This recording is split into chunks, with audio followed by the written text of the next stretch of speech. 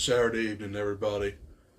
Welcome back to another video, and this is going to be my review on the MCU's newest entry, and this is the 35th film in the series, Captain America: Brave New World.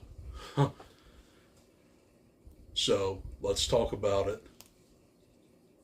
So this is the new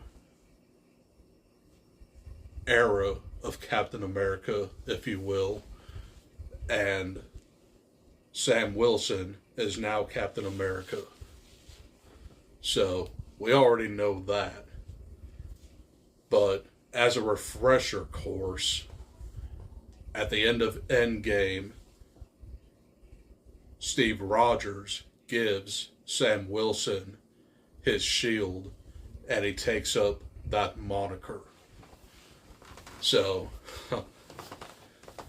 this was a movie that was definitely on the cutting room floor, and at parts, this movie definitely shows it.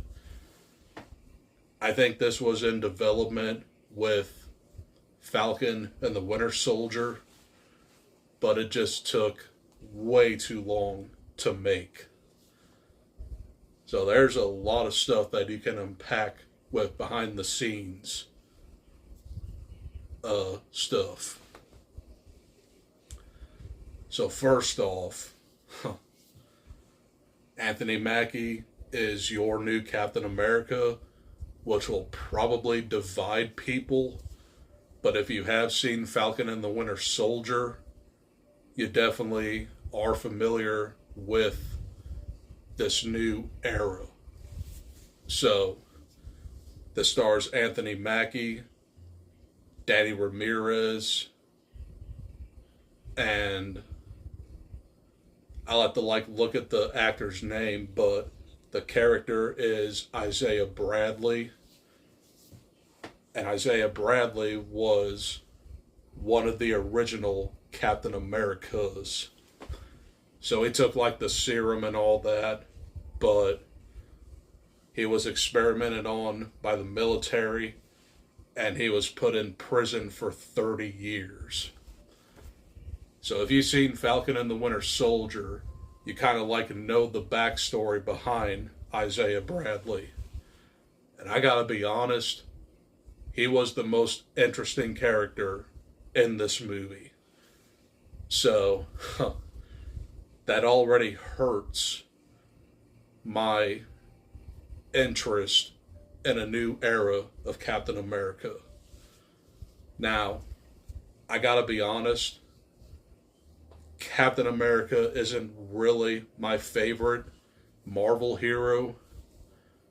So, I had mild expectations for this one, but I was still interested in it. So, I'm rambling. But essentially, the story here features Thaddeus Thunderbolt Ross, which you might know him as Red Hulk, which that is given in the trailers. But I'll get into his involvement very soon. So he is now a general turned president, and he has ties with Japan. Japan blames Thaddeus Ross for stealing adamantium from them and just mining it for the Americans. So, adamantium was the mineral used for Wolverine's skeleton, and it's an indestructible metal. So, very, very valuable stuff, but it's stronger than vibranium, which is usually the shield that Captain America uses, and that's pretty much one subplot. And you have another subplot with Giancarlo Esposito as Sidewinder, which is almost like a side villain in this one. The villains in here were kind of a mess. But I guess the real villain in here was Tim Blake Nelson's character in The Incredible Hulk, Samuel Stearns. And the design that they decided to go with made him look like a scroll. But it was just gamma radiation that made his brain bigger.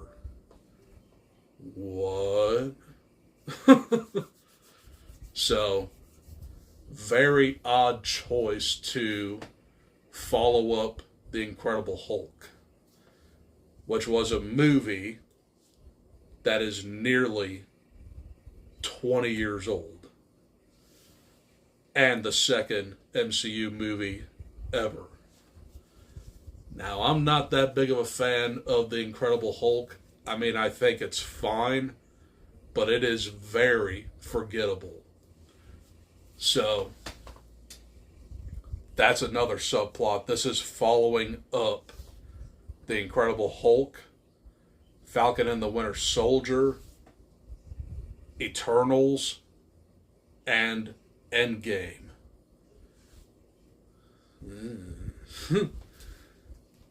But yeah, there's a lot to this movie that almost makes it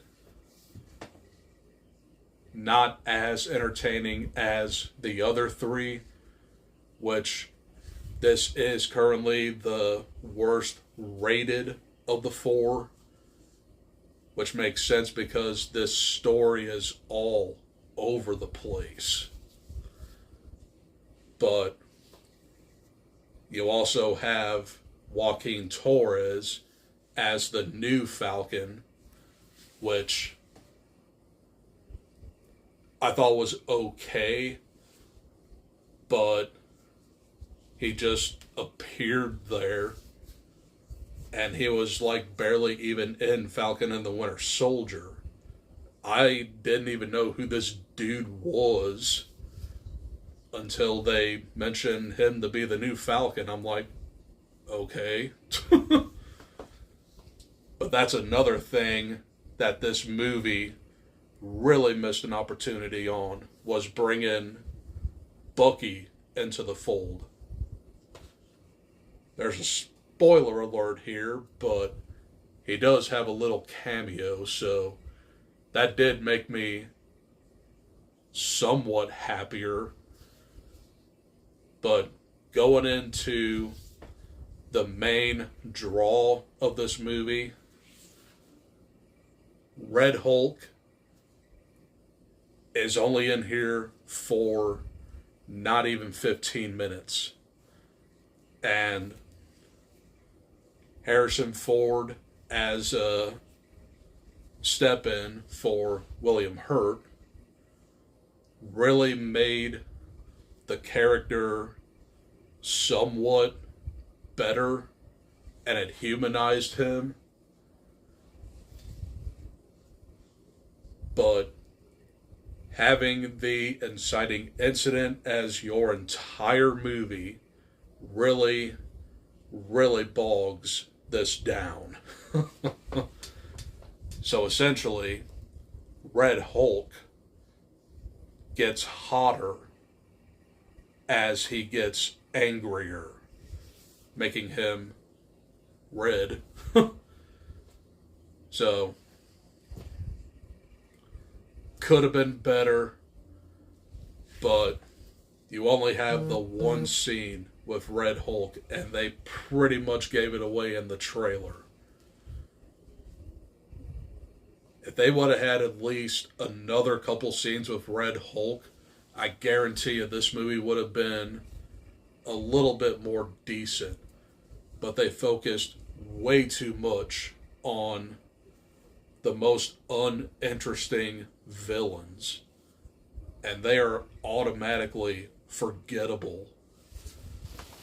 So,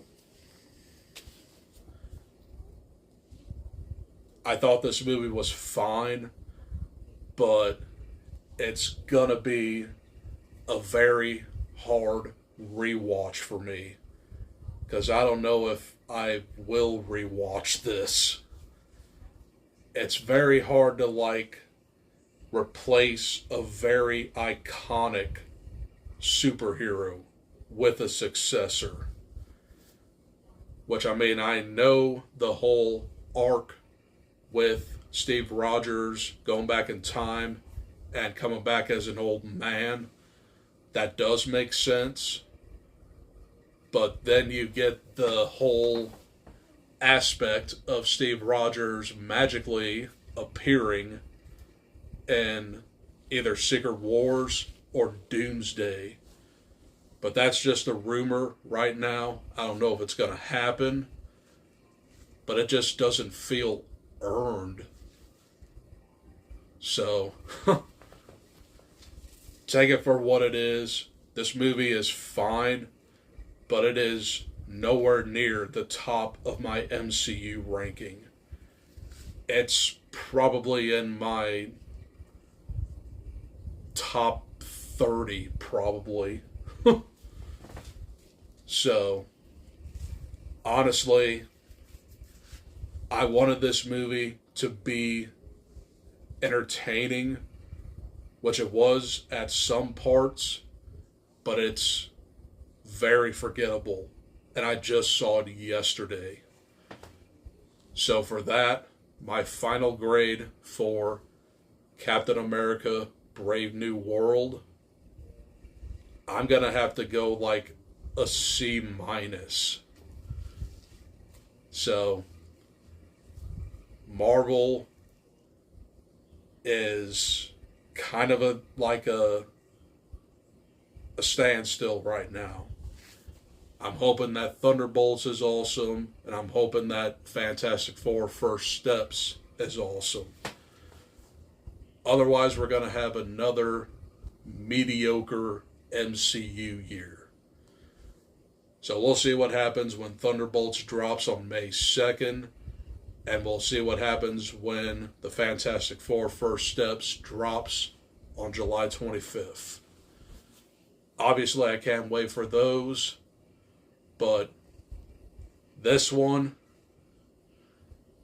could have been better. So those are my thoughts on Captain America Brave New World. I would have went a little bit further in there, but I just wanted to make this short and sweet. So there you go. So if you like this type of content, I strongly urge you to like, comment, and subscribe. And my next video is going to be my book review on The Wastelands. I finally finished that this morning, and I'm going to start filming footage for my David Sodergren reading vlog, which is already over the place because I actually started my read today. But I'll get in there very soon. But that's all I got for this video. And I'll see you in the next one. And one more thing. The Monkey drops on Friday. I'm going to go see that Thursday. And I'll definitely have a review out for that as well. So look forward to that. Very much looking forward to that. So I'll see you in the next one. Adios.